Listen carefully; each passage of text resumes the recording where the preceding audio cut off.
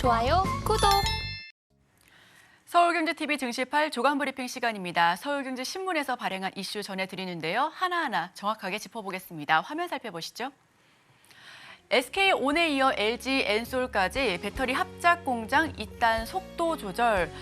글로벌 전기차 시장의 수요가 둔화되고 있습니다. 점차적으로 보여지고 있는데 그래프로 바로 확인해 보겠습니다. 2020년부터 2021년까지 방점을 찍었었던 글로벌 전기차 시장이 2022년도에 하향 조정되면서 점점 23년도, 내년 그리고 2025년에는 더 줄어들 것이다라는 전망이 계속해서 나오고 있습니다. 내연 기관보다 전기차 쪽으로 어차피 중장기적으로 봤을 때는 점점 변화해 나가겠지만 아직까지 시청자분들께서 그리고 소비하시는 분들께서는 전기차를 좀 어렵다라고 생각하시는 분들도 굉장히 많으실 텐데요. 지금 화면을 살펴보시면 글로벌 전기차 시장의 수요가 점점 더 둔화되자 LG 에너지솔루션과 미국의 포드사 그리고 튀르키예 코치사는 MOU를 철회했습니다. 아직까지는 조금 이게 어렵다, 이 시장이 조금 완만하게 풀리지 않을 것이다라는 데 모두가 동의했다는 건데 SK온 역시 2026년 이후로 연기하면서 오히려 K배터리의 내실을 다질 기회라는 전망까지 나오고 있습니다. 여기 보시면 일론 머스크 테슬라 최고 경영자 역시 3분기 실적 발표 컨퍼런스 콜에서 앞으로 전기차 시장이 더욱더 좀 어려울 것이다라는 데 동의한다라면서 이런 시장이 앞으로 계속해서 또 이어진다면 전기차 그리고 배터리까지도 좀 어려울 것이다라는 게 눈에 띈다라는 부분까지도 설명을 했습니다. 글로벌 전기차 수요가 둔화함에 따라 합작 공장 설립에 부담이 커져가고 있는데요. 이 3사는 현재 소비자들의 전기차 전환 속도를 고려했을 때 이 튀르키예 건설 예정이었던 배터리 생산 시설의 투자를 지속하는 것은 적절한 시기가 아니다라는 데 모두가 동의를 했습니다. 일론 머스크 테슬라 최고 경영자 역시 3분기 실적 발표에서 이 폭풍이 몰아치는 경제 요건에서 아무리 잘하더라도 어려운 시기를 겪을 수 있다라면서 전기차 수요가 부진하다라는 부분을 인정했는데요. 자, 그렇다면 기사 요약본 한번 짚어보겠습니다. 글로벌 전기차 수요가 앞으로 계속해서 둔화할 것으로 보여집니다. LG 에너지솔루션과 포드사, 코치사 MOU를 철회했고요. SK온도 2020년 이후로 연기했습니다. K배터리가 오히려 내실을 다질 기회라는 전망이 나오고 있으니까요. 앞으로도 계속해서 주목해 보시면 좋겠습니다. 자, 다음 기사로 넘어갑니다. 배터리 소재 기업 코발트를 뺀 양극재로 승부하겠다. 지금 실적 급감에 원료비 절감에 대해서 안가민을 쓰고 있습니다. 에코프로비엠 역시도 지금 제품 양산을 선언을 했는데요. 코발트 값의 3% 정도 되는 망간에 대한 대체 속도가 붙을 것으로 보여지고 있습니다. 지금 화면을 보시는 것처럼 그래프를 살펴보시면 주요 배터리 원자재 가격은 코발트가 가장 비쌉니다. 그 다음이 리튬 그리고 니켈 가격이 가장 상대적으로 저렴하다라는 평가가 이어지고 있는데요. 계속해서 지금 말씀해 주신 것과 같이 배터리 소재 기업이 코발트를 뺀 양극재로 승부를 볼 것으로 지금 전망이 되고 있습니다. 실적 악화에 빠졌죠. 2차 전지주 위주로의 크게 낙폭이 보여지어 왔습니다. 원료비를 줄이기 위해 코발트를 없앤 차세대 양극재 개발에 힘을 쏟고 있는데 이 코발트는 배터리 수명을 결정짓는 주요 원료이지만 가격이 비싸서 실적에 직접적인 영향을 주기도 합니다. 코발트 가격의 3% 정도의 수준이 망간이 대체 자원으로 주목받고 있는데요.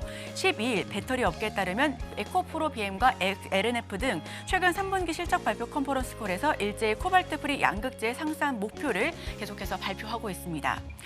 이곳들뿐만 아니라 양극재를 제조하는 LG화, 포스코 퓨처엠, 포스코 코스모 신소재도 일제히 코발트 프리 양극재 개발에 뛰어든 상태인데 이들 기업들도 이르면 2025년부터 양산에 나설 것이라는 적극적인 발표 역시도 이어지고 있습니다.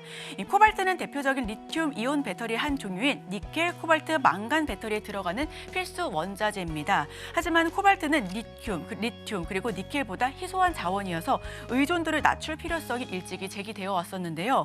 최근 실적 악화까지 덮치면서 업계에서는 원료비 절감의 필요성이 더욱더 커져가고 있었습니다.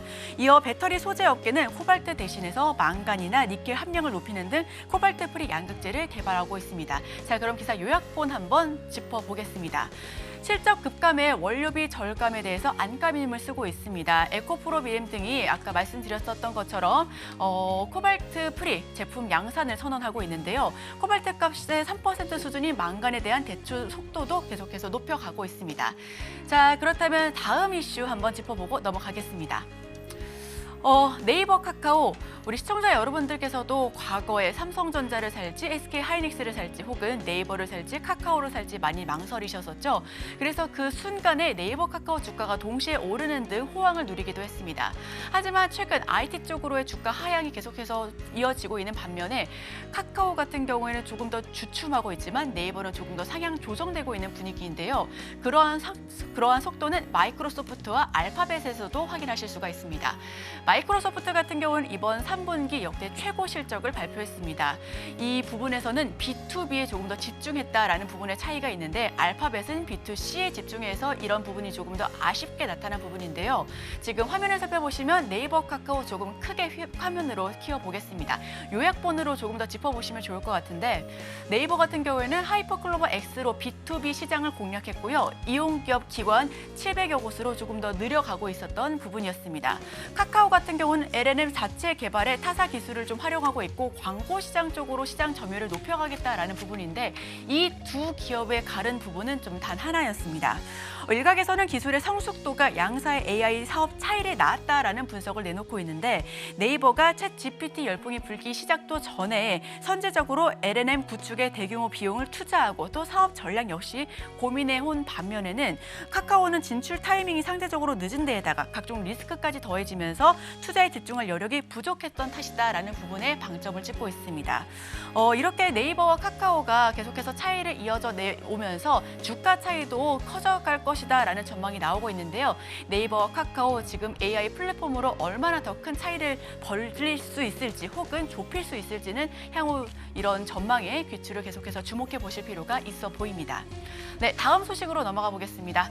저가 생필품 위주로 구매 불경기에 광일은 광군제, 이 광군제에 대한 기대감이 굉장히 컸습니다. 광군제 11월 11일부터 계속해서 지속되는 그런 행사인데요. 세계 최대 행사로도 불리고 있고요. 이에 따라서 국내에서도 중국 소비재 관련된 종목들 역시 일제히 상승세를 보여줬습니다. 특히나 화장품 쪽으로의 상승세가 굉장히 컸었고 VT라든지 마녀공장 등 화장품 쪽의 상승세가 두드러졌었는데 지금 살펴보시면은 빛을 잃은 광군제라는 헤드라인을 보실 수가 있습니다. 이 업체들은 지난해보다 성장이 좀 더디다라는 부분들 역시도 보여지고 있고 2년 연속해서 구체적인 매출을 미발표하는 기업들 역시 늘어가고 있습니다. 행사 기간의 택배량이 전년 대비해서 20% 넘게 급감한 데에서는 아무리 보더라도 지금 전년 대비해서 좀 줄어들고 있다는 게 확실시 되어가고 있는 상황인데요. 이 중국판 블랙 프라이데이로 불리고 있는 연중 최대 행사 광군제가 열기가 예전만치 못하다라는 데 좀 사실적으로 접근해 볼 필요가 있어 보입니다. 글로벌 컨설팅 기업인 베인앤드컴퍼니는 지난해 광군제 매출이 1조 1,000억 위안에 달했으나 올해는 소비자의 77%가 지난해 대비해서 지출 규모를 유지하거나 줄이겠다라는 조사 결과를 내보이기도 했습니다. 경기 둔화에 지친 중국 소비자들이 저가 생필품 위주로 구매에 나서면서 지출 최소화에 나서고 있는데요. 지금 모두가 소비를 하고 싶어 하지만 돈이 있어야지 쓰지라는 볼멘 소리까지도 나오고 있습니다. 그렇다면 중국 소비 위주로의 상승세를 누려왔었던 화장품이나 면세점 쪽에서는 아무래도 좀 상승분을 반납할 수밖에 없는데 이 부분까지도 함께 투자 판단에 참고하셔야겠습니다. 자, 다음 소식으로 넘어가 보시죠. H&M 소식입니다. 시총 11조가 넘어서면서 적정 몸값을 두고 눈치 싸움을 벌이고 있습니다. 네, 계속해서 매각을 추진하고 있었는데 현재 시총을 유지할 때는 매각가 역시도 높아질 수밖에 없다라는 전망이 나오고 있고요. 5조를 희망했던 동원과 하림도 부담을 느끼고 있습니다. LX는 인수전을 분참하는 것을 가닥을 잡고 있는데 이 부분 역시도 변수로 떠오르고 있습니다. 경영권 매각 본의차를 앞둔 H&M이 지금 시가총액 11조 원을 돌파하면서 적정 매각가를 두고 파는 쪽과 또 인수하는 쪽의 눈높이 차이가 커져가고 있습니다. 또 최근 실사까지 마친 LX그룹은 인수전에서 발을 빼는 분위기인데요. 이 부분에 변수가 생기고 있습니다.